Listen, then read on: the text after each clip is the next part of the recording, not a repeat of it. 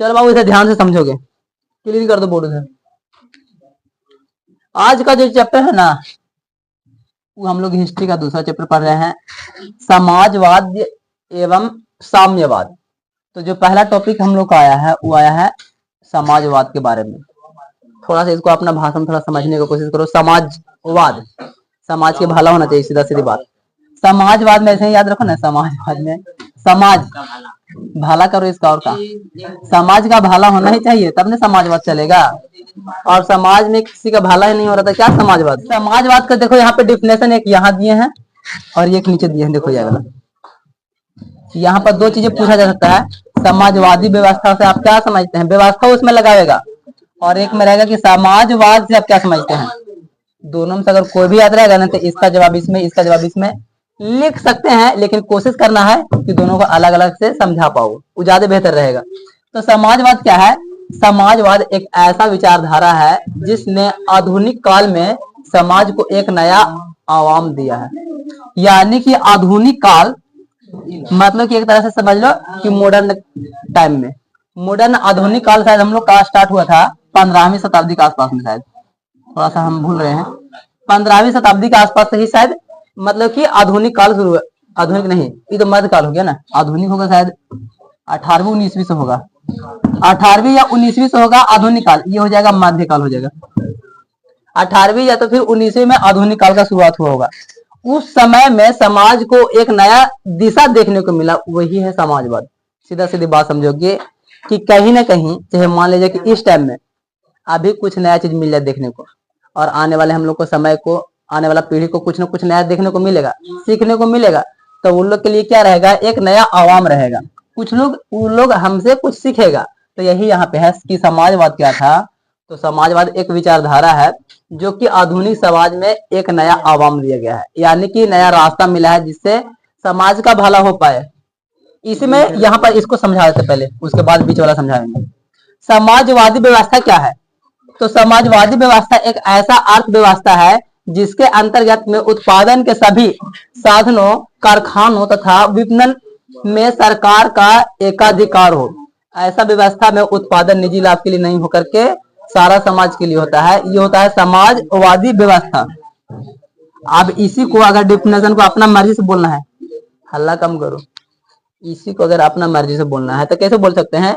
समाजवादी व्यवस्था ऐसा व्यवस्था जिसमें किसी तरीका का भी बदलाव हो, चाहे तो कल कारखाना से हो या कोई भी चीज से, उसमें सब चीज का भागीदार होगा, सरकार का अधिकार में रहेगा, लेकिन समाज का भला होगा।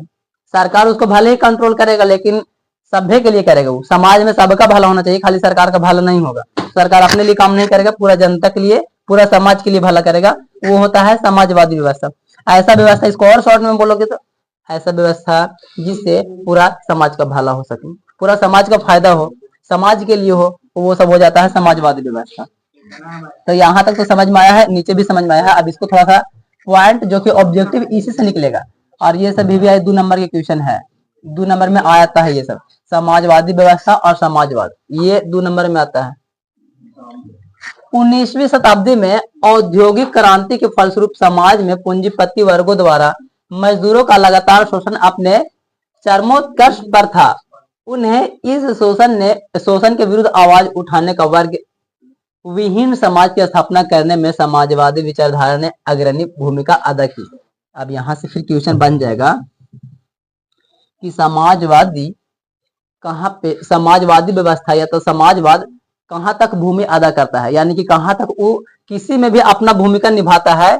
तो 19वीं शताब्दी के बाद से शुरू करेंगे कि औद्योगिक क्रांति के फलस्वरूप में समाज में जो पूंजीपति लोग रहता था, ज्यादा पैसा वाला लोग रहता था, उनके द्वारा मजदूरों का लगातार शोषण करता था। ऐसे भी सब पैसा वाला आदमी मजदूर लोग को, गरीब लोग को बहुत मतलब कि चूसता है, जिसको एक तरह से बोल सकते हैं कि मतलब कि उसको समझ कि उसको तो एक तरह से निचोड़ लेता है, पूरा का पूरा खटवाएगा, पैसा कम देगा, गरीब को बड़ी सता देगा। ये पैसा वाला आदमी का लक्षण होता है।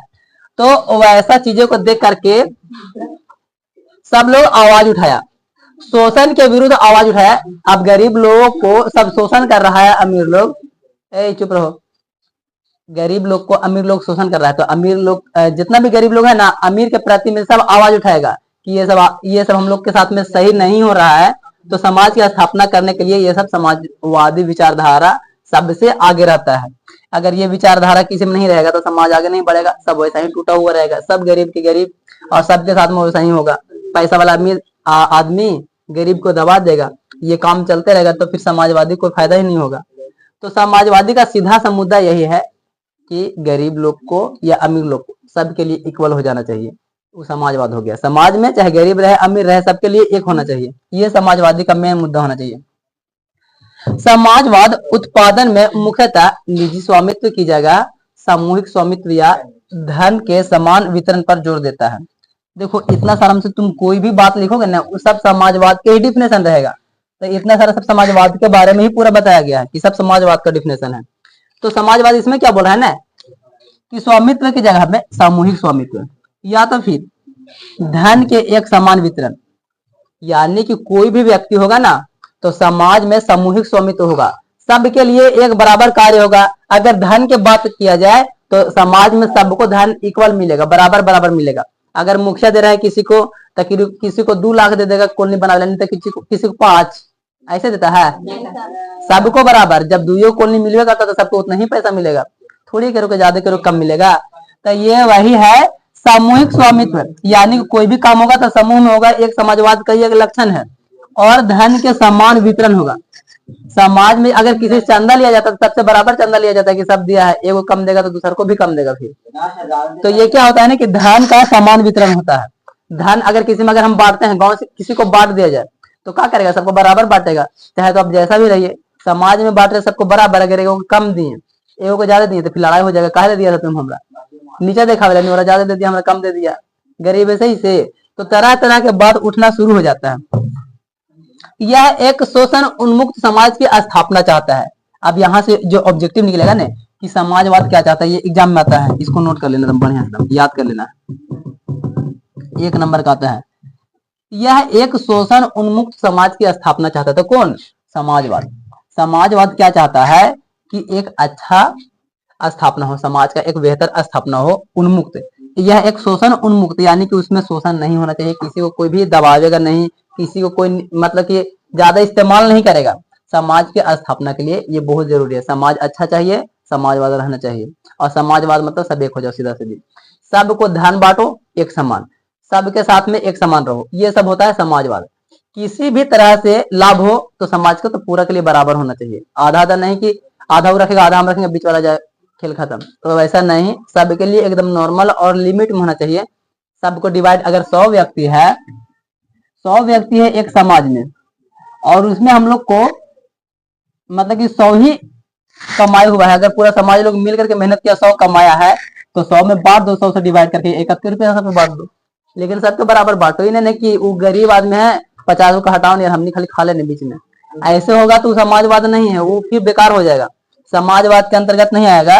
तो समाजवाद मेरा वही करता है कि उन्मुक्त समाज की स्थापना चाहता है वो, और ज्यादा कुछ नहीं चाहता है। एक बेहतर समाज बन जाए भाई, शोषण उसमें नहीं हो, इससे हमारे सारा समाज का, पूरा गांव का भला होगा। यहाँ तक टॉपिक आज रहेगा, कल पढ़ेंगे इसके बारे में आगे।